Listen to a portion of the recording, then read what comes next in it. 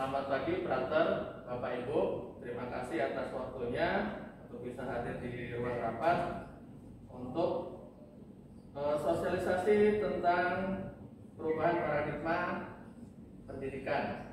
Di sini kami dari CGP SMP 1 akan berbagi. Salah satunya di sini adalah Ibu Teresia Undi Susiani, Ibu Valentina Heni Wulandari, Ibu Lucia Hendarti, dan Bapak Teguh Hadi Kriswanto. Di sini ada 3 materi yang akan kami sosialisasikan. Yang pertama itu adalah tentang refleksi filosofi pendidikan Ki Hajar Dewantara. Yang kedua, nilai dan peran guru penggerak. Yang ketiga adalah visi guru penggerak. Yang pertama tentang filosofi Ki Hajar Dewantara. Kita rapat atau kita raker atau kita melakukan diskusi gitu ya. Nah, untuk kegiatan siang hari ini kami juga akan mengawalinya dengan pembuatan kesepakatan yang nantinya akan kita terapkan.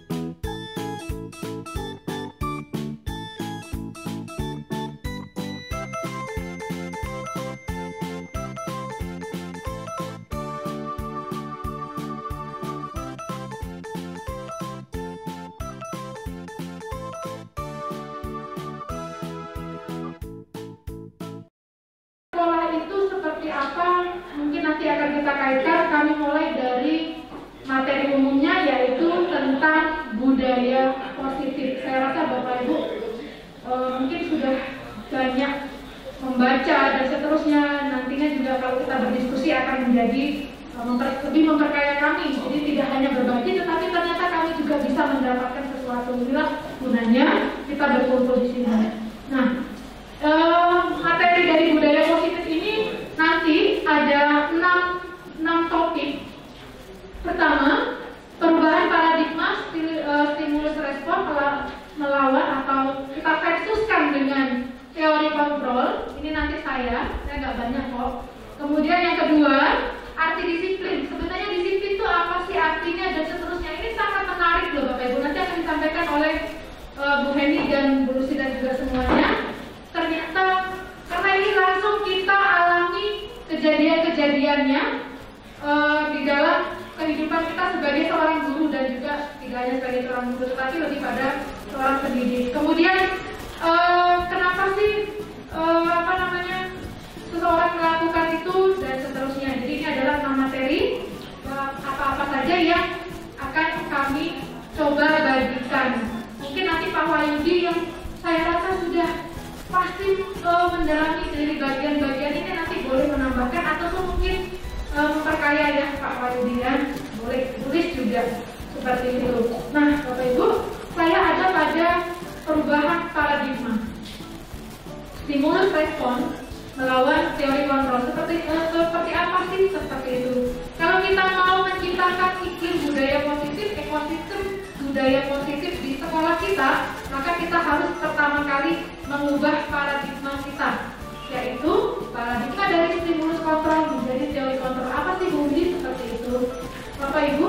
Budaya positif atau ekosistem positif ini sudah juga digaungkan oleh Bapak Pendidikan kita ketika dia mengutip, saya ambil kutipannya, bahwa kita ambil contoh perbandingannya dengan hidup tumbuh-tumbuhan. Jadi ini dikembalikan ke hakikat kita. Kita tuh sebenarnya sama seperti petani. Guru itu sebenarnya hakikatnya sama seperti petani. Kita itu hanya bisa memfasilitasi, bahasa Pak Hermanto tadi juga, memfasilitasi supaya padi itu tumbuh. Kita semangat ya. pagi. Baik, pada kesempatan kali ini bagian materi saya akan berbagi apa yang sudah saya pelajari di LMS tentang konsep disiplin positif dan motivasi. Jadi setelah kita memahami apa yang sudah dipaparkan Bu Udi tadi tentang perbedaan teori stimulus, respons, dan teori kontrol, kita akan masuk pada konsep disiplin positif dan motivasi.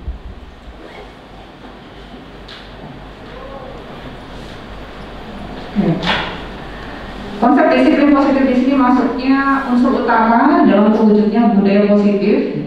Budaya positif nanti akan kita terapkan dalam kelas kita, yang akan kita cita-citakan di sekolah kita juga. Jadi kebanyakan guru kita masing-masing ini sangat tertarik dengan topik bahasan tentang disiplin. Kenapa? Karena mayoritas guru itu berpendapat bahwa kalau saja anak-anak bisa disiplin, pasti mereka bisa belajar. Jadi guru itu kita semua berpendapat bahwa mayoritas mendisiplinkan anak itu adalah bagian yang menantang. Sekolah itu apa sih, gitu ya? Jadi budaya positif sekolah dikatakan memiliki budaya positif itu jika sekolah menyediakan lingkungan yang positif, aman dan nyaman agar murid-murid mampu berpikir, bertindak, dan mencipta dengan merdeka, mandiri, dan bertanggung jawab. Nah, kita juga sering mendengar istilah merdeka belajar. Merdeka belajar itu seperti apa sih? Apakah murid betul-betul dengan merdeka, betul-betul dengan bebas belajar? Ternyata merdeka belajar yang dimaksud itu adalah murid-murid itu merdeka belajar, tetapi kemerdekaan yang dimiliki itu dibatasi oleh kemerdekaan orang lain, gitu.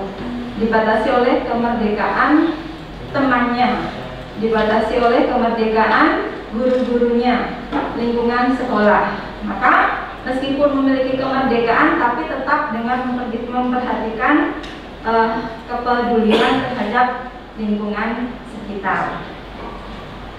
Lalu untuk mencapai budaya positif sekolah, cara yang dilakukan yang pertama tadi sudah disampaikan oleh Ibu Undi, yaitu dengan melakukan perubahan paradigma atau pandangan dari stimulus respon yang tadinya kita berusaha untuk mengontrol orang lain, menilai, mendikte orang lain, menjadi teori kontrol, di mana kita berusaha mengerti bahwa semua yang dilakukan oleh sesama kita itu memiliki alasan dan tujuan. Lalu cara berikutnya dengan memahami betul konsep disiplin positif yang tadi sudah disampaikan oleh Mem. Lalu berikutnya karena kita sebagai guru pengaruh yang bisa kita lakukan paling dekat itu adalah kelas, yaitu dengan cara membuat keyakinan kelas yang tadi juga sudah disampaikan oleh Mem. Nah, di sini saya akan menyampaikan mengenai pemenuhan kebutuhan dasar manusia. Ini dasarnya tadi pada teori kontrol bahwa ada pada stimulus respon tadi dikatakan yang disampaikan oleh Bu Undi bahwa keburukan yang dilakukan oleh seseorang itu dinilai sebagai kesalahan. Itu adalah pemikiran lama, paradigma lama. Lalu di dalam teori kontrol, paradigma baru yang sebaiknya kita kembangkan untuk mewujudkan budaya positif itu adalah semua yang dilakukan oleh seseorang, oleh kita itu memiliki tujuan, memiliki alasan. Nah, alasannya apa? Alasannya adalah untuk memenuhi kebutuhan dasar dari manusia, gitu. Jadi kita melakukan segala sesuatu, baik itu yang dipandang buruk atau tidak, itu adalah tujuannya untuk memenuhi kebutuhan dasar. Nah, pada budaya positif, dalam rangka memenuhi kebutuhan dasar itu sebaiknya dilakukan dengan cara yang positif, ya. Nah, pada materi ini, setelah mempelajari materi pemenuhan kebutuhan dasar manusia ini, diharapkan nanti kita dapat yang pertama memahami bahwa setiap tindakan murid dilakukan untuk memenuhi kebutuhan dasar mereka. Lalu diharapkan juga bahwa kita itu dapat memahami bahwa kebutuhan dasar setiap murid itu berbeda-beda. Kita juga diharapkan untuk dapat memahami bahwa untuk menjadi individu yang selamat dan bahagia, kebutuhan dasar harus terpenuhi secara positif. Lalu diharapkan juga kita dapat memahami peran guru adalah memberdayakan murid agar dapat memenuhi kebutuhannya secara positif.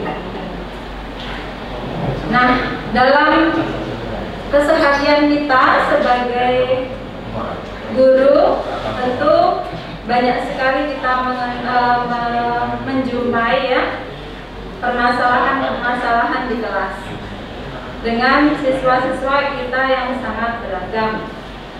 Ada yang suka membaca, suka belajar, ini yang paling depan ini ya. Ada yang asik dengan dirinya sendiri, suka tertawa-tertawa, mungkin menghayal, gitu ya. Ingat dengan game-gamenya yang lucu, atau mungkin sedang dengan main HP, sedang asik belajar drum sehingga di kelas juga tangan sama kakinya gerak-gerak gini ya.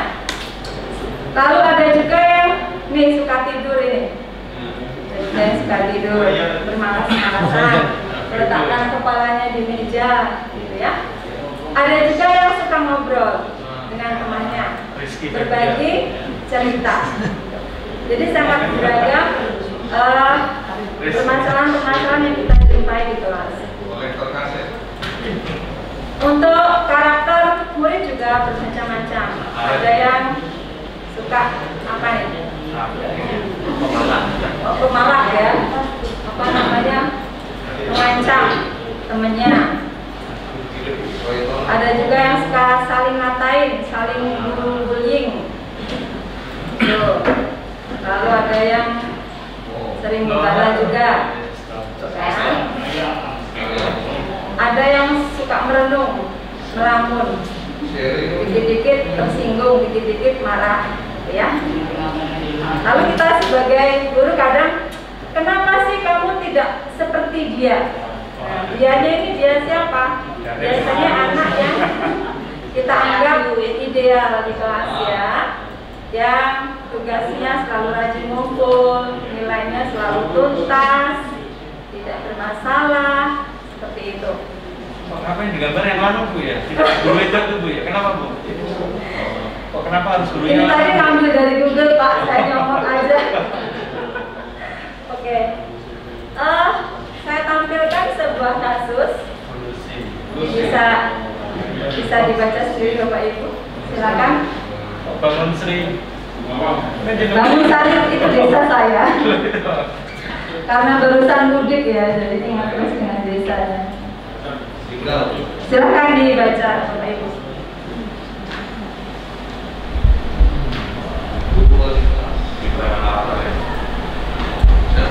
Nah, ya, dengan melihat permasalahan seperti ini, tentu berbagai macam dugaan kita ya, kenapa tidur melakukan 5 posisi kontrol, kemudian yang kedua adalah restitusi.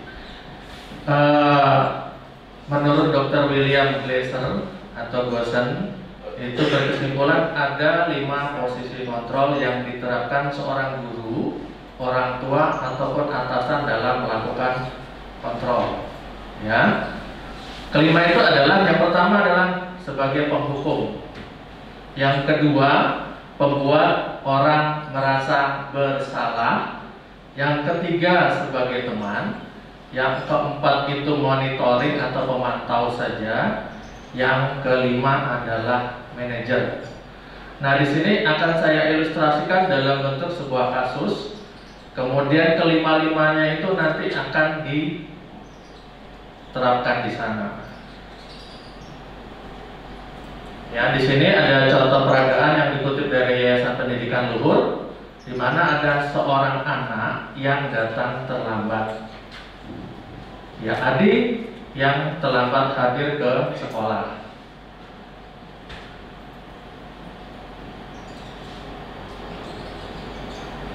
Nah, kita guru itu pertama sebagai penghukum. Ciri sebagai penghukum adalah, kalau Bapak Ibu pernah lihat ini, atau pasti juga Bapak Ibu pernah melakukan, pertama nada suaranya tinggi. Ya, biasanya yang suaranya besar, biasanya ini diambil. Kemudian bahasa tubuhnya, ya sesuai dengan ekspresi Bapak Ibu masing-masing. Matanya melotot, nah biasanya suka melotot-melotot.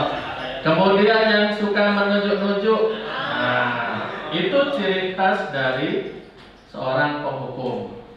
Di sini ada terlambat lagi, pasti terlambat lagi. Biasa seperti itu kan? Selalu datangnya terlambat. Kapan bisa datang tepat waktu? Nah, biasa ekspresi gurunya seperti itu. Nah, coba kita tanyakan pada diri kita, bagaimana perasaan murid bila gurunya berbicara seperti itu? Dengan suara keras, tangannya nunjuk-nunjuk, ya. Apa yang dirasakan anak tersebut? Lah, sudah datang terlambat, kita tidak tanya kenapa terlambat. Ya, sering terlambat terus. Akibatnya sangat fatal adalah kemungkinan murid itu marah. Marahnya itu banyak ekspresinya. Ya. Kemudian mendendam. Ini yang paling susah dilepaskan Bapak Ibu, mendendam. Ya, keluar dari sekolah sini misalnya saya dendam dengan guru A itu. Jadi kalau ketemu guru A itu langsung meluap-luap terus. Ya. Kemudian bersikap agresif. Nah, bisa jadi sesudah kembali ke tempatnya, dia akan mencoret-coret bukunya, meluapkan kekesalannya karena dimarahi oleh Bapak Ibu guru karena dia terlambat. Ya, nah lebih buruknya lagi sepulang sekolah murid itu melihat motor atau mobil Bapak Ibu guru. Nah, ini biasanya dipindahkan tulisannya ke mobilnya, kemudian motornya misalnya kaca spionnya dipatahkan atau bannya dicucuk dengan paku, syukurin. Nah, karena dia sudah marahi saya. Ya, ini contoh dari ya posisi kontrol dari Bapak Ibu guru untuk menanggapi sesuatu permasalahan. Ya, itu sebagai penghukum. Yang selanjutnya itu sebagai pembuat orang merasa bersalah. Nadanya melemas, halus, sedih, bahasa tubuhnya, kemudian merapat pada anak. Ya, lesu. Biasanya kan anaknya kayak dirangkul gitu kan. Ya, adik kamu ini bagaimana ya? Kamu kan sudah berjanji dengan ibu tidak akan terlambat lagi. Kamu kenapa ya? Senang sekali mengecewakan ibu. Ibu benar-benar kecewa. Jadi kita sudah punya janji dengan adik tadi bahwa dia tidak mau datang terlambat. Tapi buktinya dia datang terlambat terus. Pas piketnya adalah ibu guru ini. Ya, jadi secara tidak langsung kalau kita berkata seperti ini, itu juga merasa bahwa kita tuh menyalahkan anak itu datang terlambat terus tanpa melihat bertanya dulu. Karena seperti yang sudah disampaikan teman-teman, sebuah tindakan itu pasti ada tujuannya dan ada alasannya. Nah, bagaimana perasaan murid kalau ditegur seperti itu? Murid pertama merasa bersalah. Saya sudah janji dengan ibu guru itu datang telat, tapi saya tidak bisa memenuhi janjinya. Ibu guru itu kecewa pada saya. Kemudian murid itu akan merasa bahwa yang dia lakukan itu tidak berhasil. Saya sudah janji misalnya mengumpulkan tugas tepat waktu, tetapi tidak pernah tepat waktu. Berarti itu sebuah kegagalan bagi murid itu sendiri. Kemudian tidak sanggup membahagiakan orang lain. Orang lain ini dalam arti ada orang tua dan juga bapak ibu guru. Kadangkala sikap seperti ini lebih berbahaya dari sikap penghukum. Kenapa? Karena emosi akan tertanam rapat-rapat di dalam diri anak tersebut. Jadi seakan-akan kita membuat sebuah bom waktu di situ. Ya. Kemudian tidak seperti murid dalam dengan guru penghukum. Ya, kalau guru penghukum tadi langsung marah dan seterusnya. Lalu ya, murid ini bisa meluapkan amarahnya dengan cara yang lebih negatif. Karena dia tertekan dengan yang namanya ini tadi. Dia tidak bisa memenuhi dari janjinya kepada ibu tersebut karena dia gagal. Ya, jadi kita sudah mengecewakan anak itu. Walaupun kita ngomongnya pelan, nah, kenapa kamu datang terlambat? Sudah disuruh datang pagi, sudah janji sama saya. Masih seperti itu. Nah, ini solusinya adalah kita akan selalu yang namanya sebuah tindakan itu pasti ada alasannya. Dan alasan itu bagaimana kita cari penyelesaiannya dengan yang namanya bukan benar salah, tapi sama-sama menang. Ya. Kemudian kalau kita sebagai yang namanya teman, ya kalau sebagai nama teman pasti seperti teman kita itu nada suaranya ramah, akrab, bercanda, bahasa tubuhnya ya kita merapat, ya sambil guyon-guyon dan seterusnya. Kemudian tersenyum dan juga pasti ada tawa-tawa sedikit supaya itu lebih akrab. Contohnya, Adi, ayolah, bagaimana sih kamu? Kemarin kamu sudah janji kepada Bapak, bukan? Kenapa terlambat lagi? Sambil tertawa ringan, seakan-akan sebagai teman. Ya sudah, tidak apa-apa, duduk sana dulu. Nanti Bapak Guru bantu kamu sambil senyum-senyum. Nah, kalau sifat seperti ini, bagaimana perasaan murid tersebut dengan sikap sebagai teman? Pertama, murid akan merasa senang dengan guru. Ini juga termasuk dampak yang positif. Hanya saja ada dampak negatifnya. Murid tersebut akan tergantung kepada gurunya. Misalnya yang bikin di depan itu gurunya B. Nah, Bapak ini kalau misalnya saya terlambat, saya aman, tidak apa-apa. Nah, jadi setiap yang piket itu guru B, murid ini pasti terlambat terus. Ya, kita berbuat sebagai teman, tetapi ada dampak positif dan juga ada dampak negatifnya. Nah, hal ini ya akan mengakibatkan anak itu tergantung kepada orang yang berbuat baik. Padahal kita berbuat baik itu adalah untuk supaya ya bukan jadi penghukum atau juga mencari kesalahan orang lain. Nah, di sini juga ada dampak jeleknya Bapak Ibu, ya, karena anak tersebut akan tergantung dengan orang yang berbuat baik karena dia akan seakan-akan dilindungi. Padahal itu salah. Ini sebagai teman. Kemudian ada lagi guru adalah sebagai pemantau. Nah, kalau pemantau ini biasanya nadanya datar, bahasa tubuhnya formal. Contohnya, Adi, tahukah kamu jam berapa kita mulai? Dari pertanyaan di sini, tahu Pak, kamu terlambat 15 menit. Apakah kamu sudah mengerti apa yang harus dilakukan bila terlambat? Paham Pak, saya harus tinggal kelas pada jam istirahat nanti dan mengerjakan tugas ketertinggalan saya. Gurunya, ya benar, nanti pada saat jam istirahat kamu harus sudah di kelas untuk menyelesaikan tugas yang tertinggal tadi. Saya tunggu. Biasanya ini adalah keyakinan kelas yang Bapak Ibu guru sudah buat. Ya. Nah, perasaannya bagaimana kalau seperti ini? Nah, seperti tadi bilang ini dia memahami sanksi. Di sini ada sanksi dan harus dijalani karena itu memang pelanggaran dia dan sudah ada kesepakatan. Karena dia sudah melanggar peraturan sekolah.